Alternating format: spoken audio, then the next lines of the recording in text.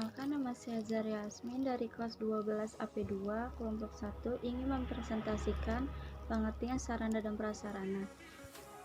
Pengadaan adalah kegiatan penyediaan sarana dan prasarana untuk menunjang pelaksanaan tugas kantor.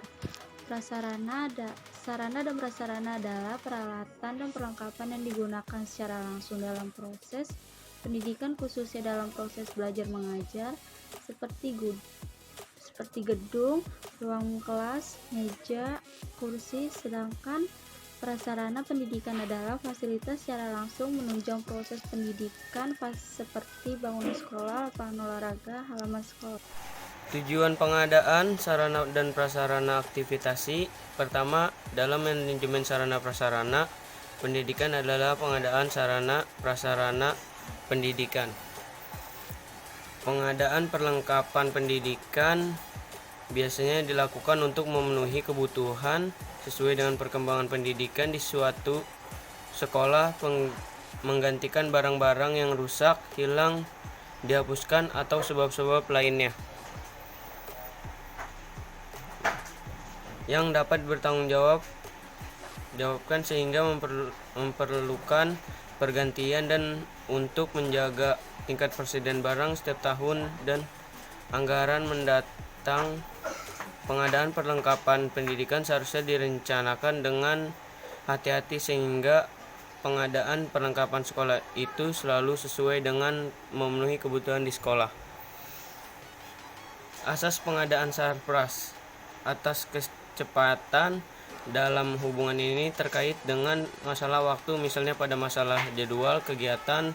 Pengadaan sarana merupakan salah satu bagian dari kegiatan yang telah ditetapkan oleh jaringan kerja network planning.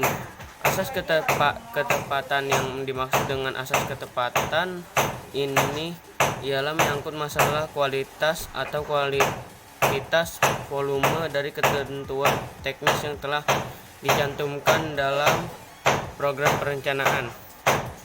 Asas kebenaran yang dimaksud dapat ditinjau dari sebagai segi. Pertama, dari segi hukum, apakah pengadaan barang itu sudah sesuai dengan aturan yang berlaku atau tidak. Terima kasih. Assalamualaikum warahmatullahi wabarakatuh. Nama saya Alika Olivia Putri dari kelompok 1 ingin mempresentasikan dan menjelaskan PPT bagian etika pengadaan sarana dan prasarana dan kesimpulannya. Etika pengadaan sarana dan prasarana pada pihak yang terkait dalam pelaksanaan pengadaan barang atau jasa membutuhkan etika sebagai berikut. 1. Melaksanakan tugas secara tertib disertai dengan tanggung jawab untuk mencapai sasaran, kelancaran atau kecepatan. 2. Tidak saling mempengaruhi baik langsung maupun tidak langsung yang berakibat terjadinya persaingan tidak sehat. 3. Menerima dan tanggung jawab atas segala keputusan yang ditetapkan sesuai dengan kesepakatan tertulis para pihak. 4. Menghindari serta mencegah terjadinya pertentangan kepentingan para pihak yang terkait baik secara langsung maupun tidak langsung dalam proses pengadaan barang atau jasa. Saya Dele Febiana dari kelompok 1. Saya akan menjelaskan sistem pengadaan sarana dan prasarana. Sistem pengadaan sarana dan prasarana ada 3. 1. Sistem sentralisasi. 2. Sistem desentralisasi. 3. Sistem campuran.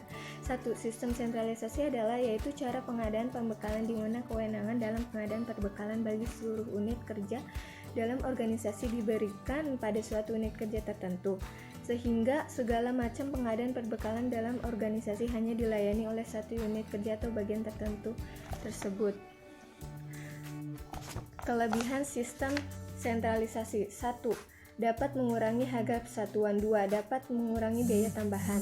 Kekurangan menggunakan sistem sentralisasi. 1. Dapat mengurangi tingkat efektivitas dan efisien unit kerja dan organisasi secara keseluruhan. 2. Pemenuhan permintaan kebutuhan pada unit kerja tidak sesuai dengan kebutuhan. Sistem desentralisasi. Sistem desentralisasi adalah sistem pengadaan perbekalan di mana kewenangan pengadaan perbekalan diserahkan pada masing-masing unit kerja.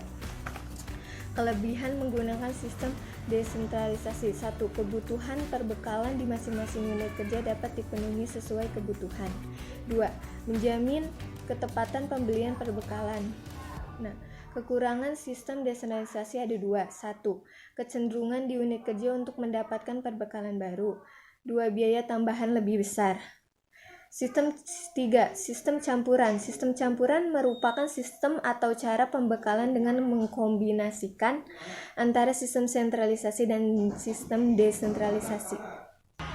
Kesimpulannya, pengadaan merupakan kegiatan penyediaan semua keperluan barang atau jasa bagi keperluan pelaksanaan tugas. Jadi, pengadaan fasilitas kantor berarti kegiatan menyediakan barang-barang fasilitas kantor yang digunakan pekerjaan tersebut. Tujuan dari pengadaan perlengkapan pendidikan biasanya dilakukan untuk memenuhi kebutuhan sesuai dengan perkembangan pendidikan di suatu sekolah, menggantikan barang-barang yang rusak, hilang, dihapuskan, atau sebab-sebab lain yang dapat dipertanggungjawabkan sehingga memerlukan penggantian. Terima kasih. Segitu saja. Kurang lebihnya mohon maaf. Assalamualaikum warahmatullahi wabarakatuh.